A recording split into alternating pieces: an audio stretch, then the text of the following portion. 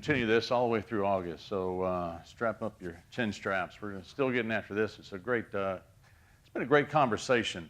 I've learned a great deal about this as well, and so I've been pretty excited about that. But one thing I really have discovered is that the one thing about the church is let me put it this way.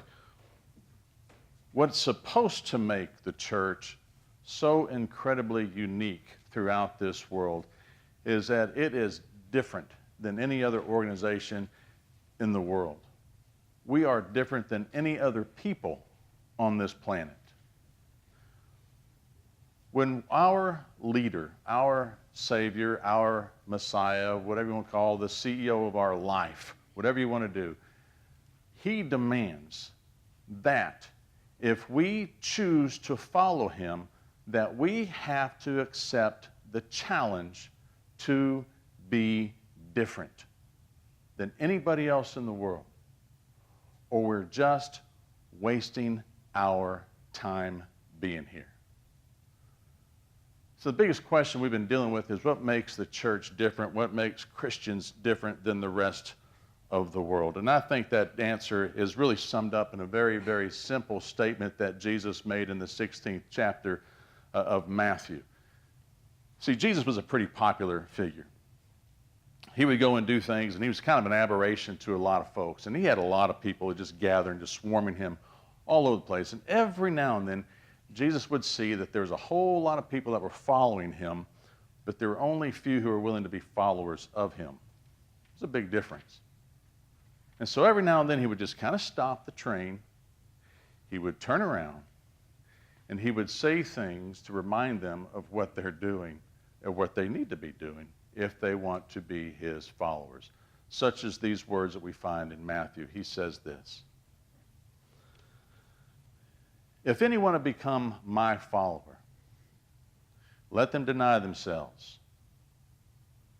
take up their cross, follow me. Those who want to save their life, they're going to lose it. Those who lose their life for my sake, they'll find it. For what will it profit them if they gain the entire world, but they forfeit their life? Or what will they give in return for their life?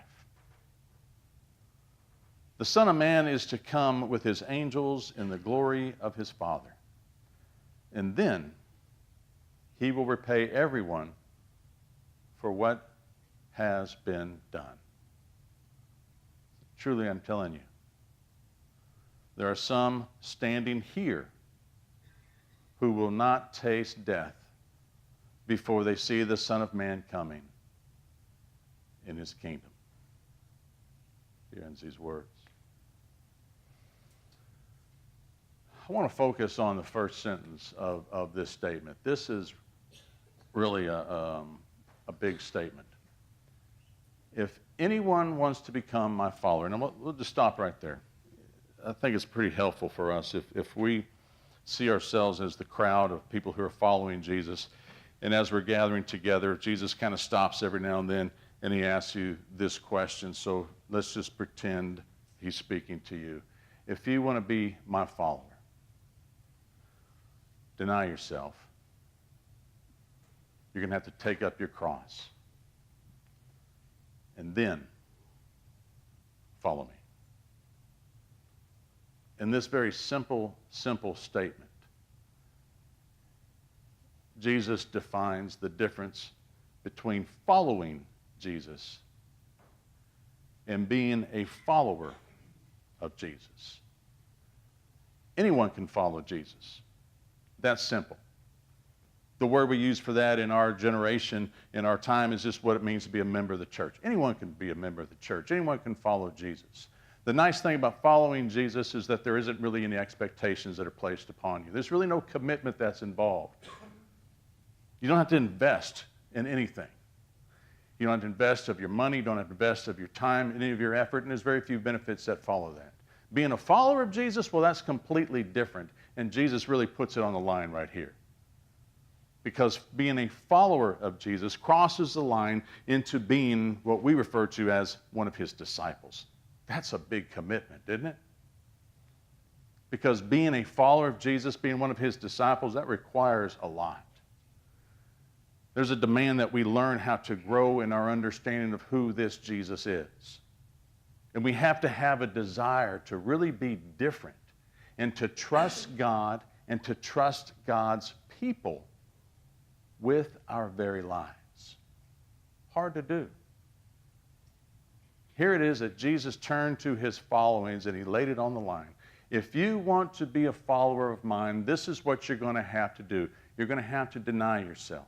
You're going to have to take up your cross. You're going to have to follow me. Here's the deal with this. You can't get to number 3 without doing 1 and 2 first, right? It just doesn't work that way. It might work in other places. If you want to join a gym and be a member of a gym, just go put your $29.15 on the line and sign a contract for 3 years, and you're a member. You're in. There's absolutely no expectations of that. You can be a member. You can follow anyone online that you want to do. But not in God's kingdom. God's kingdom is different. We have to go through steps 1 and 2 in order to follow. And I'm going to tell you why. And we're going to explain why that's important to us as a people of God. First thing that he tells us to do is to deny ourselves. This is the greatest hurdle of all of humanity. This is where the rubber hits the road, to deny ourselves. The inability to see beyond our own needs, our own wants, our own desires, in order to see the needs and the pains of God's children throughout this world is one of the highest growing epidemics in the United States of America today. The opposite of denying ourselves is narcissism. Because narcissism is all about myself. It's all about that. Narcissism is self-serving, it's self-centered, it's self-absorbed. Narcissistic people discard anybody outside of their family or anybody outside of those who do not serve their own purpose. Think about that. Since my ministry began in 1985, narcissism in our country has doubled. 30% of our population have narcissistic tendencies. 30%. I see it all the time. It's amazing. What's even more sad than that to me is that word empathy. You know, the ability to really see and understand the person's struggles outside of ourselves, our own family, and to be able to help and to respond to those people, that empathy, that has been on the decline over that same period of time by 40%. Think about that. That's a tremendous drop. You see, the problem with narcissism is that those who have it don't have the ability to see their own personality flaws. They never have to admit that they do anything wrong. Every decision, every action, every outburst is justifiable. And denying ourselves, as Jesus demands of his followers, is one of the most critical aspects of our faith. Because it is impossible to put God as number 1 in our life when we already occupy that place. It is impossible to see the needs of those of our neighbors outside of our own circle if all we care about is me or those under my roof. I want you to think about that, because the greatest sins of our life come from one thing, are born out of one thing, our greatest sins, and that is selfishness. Jesus says you need to recognize that and deny those impulses and take up your cross. I've had a lot of people say, I don't understand what that means, take up your cross. And for years, I didn't really understand what that meant. All I saw was an image of Jesus taking this cross to the place where he was going to die. So what does it mean to take up their cross? And as I go through the process of my own personal life, I began to see things a little differently. You know, when you begin to really deny yourself and your impulses and your selfish behavior, you begin to discover a lot of things about yourself that you really don't want to know. You know what I mean? We have a lot of weaknesses. We have a lot of tendencies that are selfish. We have a lot of flaws in our character. We do have a lot of weaknesses. And that's a very humbling experience, which is a good thing, to be humbled. because this is exactly how God created us to be. We're human beings. And sometimes we tend to think or forget that we are human beings. But a healthy response to our humanity, according to our God of ours, is not to pretend that we are perfect, but to name those flaws about ourselves, those tendencies that under our skin, is to name them and to bring them out before God and to seek guidance so that they don't control our actions, they don't control our behavior, and they certainly don't want them to define who we are as a people.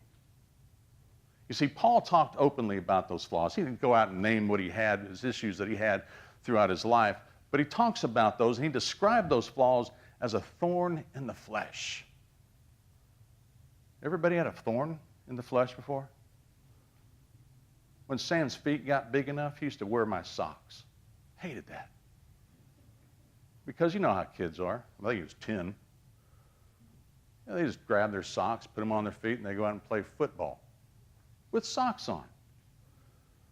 So by the time I get the socks, they've been through the washer, they look clean, but you put them on, you put your shoes on, you start walking around, there's little grass burrs that are in there. You ever walked on grass burrs before? Do you know what that feels like? That's what it means having a thorn in the flesh. It hurts. It's painful. Paul talks about that. The most mature person in all of Christianity says, I have this problem, and it's like a thorn in my flesh. It is a pain in my foot, anywhere. It's a pain. And so I asked my God, God, remove this from me. You know, I've made a big commitment to you. I've done everything you asked me to do. I've given up my life. I've given up my marriage. I've given up everything in my life to do the things that you want me to do. The least that you can do is just get this thorn out of my foot. Take away my issues. Take away my problem that's slowing me down. And what did God say? No way. Not on your life. You know why? Because you're far more useful with it than without it. Because now you have to rely on me. Now you have to come to me.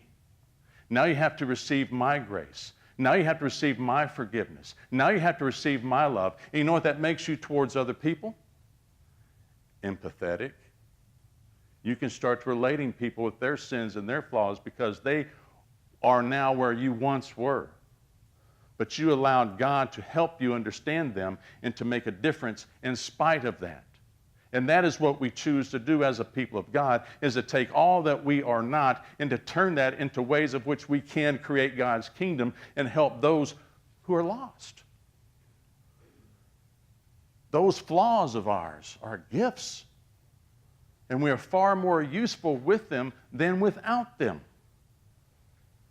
That's another way that we're different than anything else in our lives.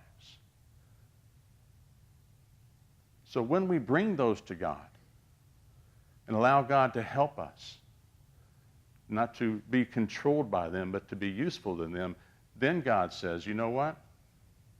Now you are ready to follow me. To follow me. When we commit ourselves to denying those selfish impulses, just like we see this morning in our baptisms, that's what it means. I am going to deny those selfish impulses, and I'm going to make the most out of what I have that has been given to me, and I will take up my cross, and then I will be a follower of Jesus.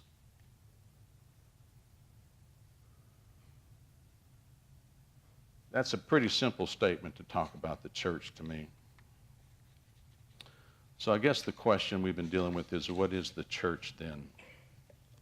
What is the church? And I like this. Church is simply a group of people who have committed our lives to live selflessly. Selflessly. Doesn't mean we always do it all the time. That's part of what we are as humans. But we're committing ourselves to live selflessly in order that we can begin to see the world using God's eyes, so that we can see the hurts and the pains of our brothers and sisters across this globe, and we can respond the way that God chooses to use us to respond with our generosity. Respond with hope. Respond with the same grace that God has given to us in our times of disappointments, in our times of flaws, of our times of uncertainty. That we can help people through our lived experiences with God. To me, that's a beautiful image of what the church is about. I think that's beautiful. And what a challenge it is to get there. But it is what I envision for this congregation. And right now, I think we're about 50-50. I think we got 50% of the people that are committed to be in church, and 50 are still kind of wavering whether or not they want to do that. Those numbers actually have gone up. But it's a challenge to get there.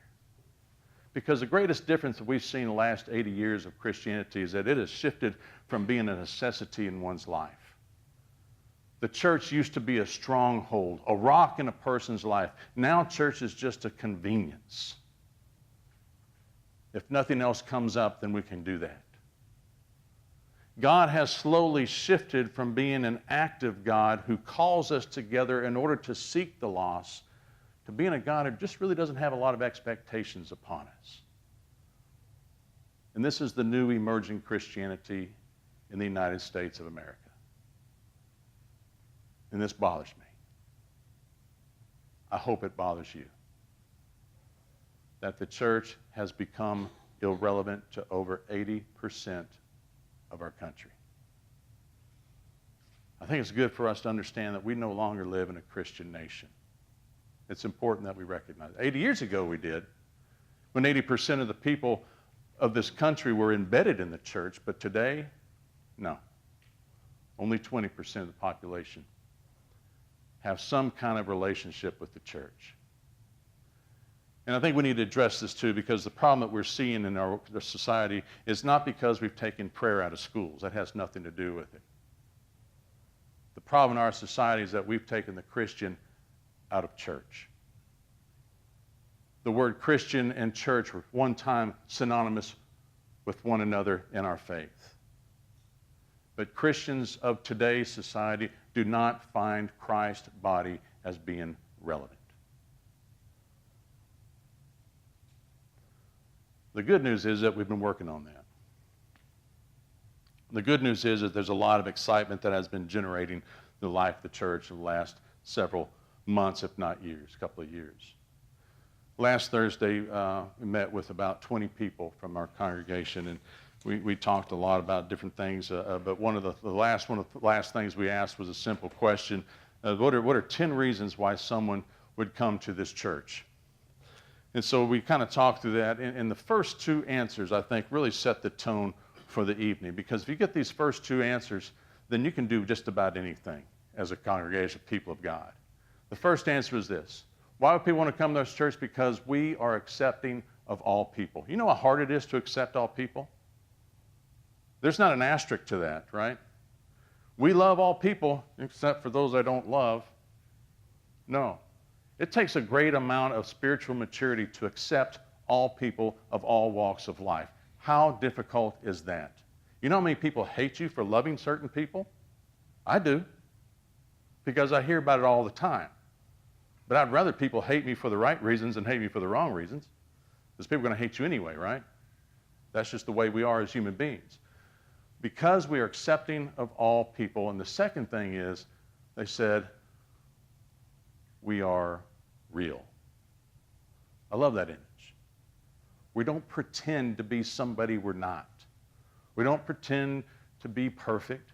We don't pretend that we don't have issues. We're real. This is who we are. And being real and accepting people comes as a result of people who actually go through the process of what Jesus was talking about, of acknowledging who we are as people of God, of denying our selfish impulses and really striving to pick up our crosses and to follow Jesus, all of our burdens, all of our issues, and to keep it real, to move in the direction of God's choosing. We don't have to pretend to be someone we are not. We have to embrace who God created us to be. And then it is then that we begin to find the joy and the grace of discovering our place in God's kingdom with all of our humanity. And that is what makes this place different than any other place in the world. Amen.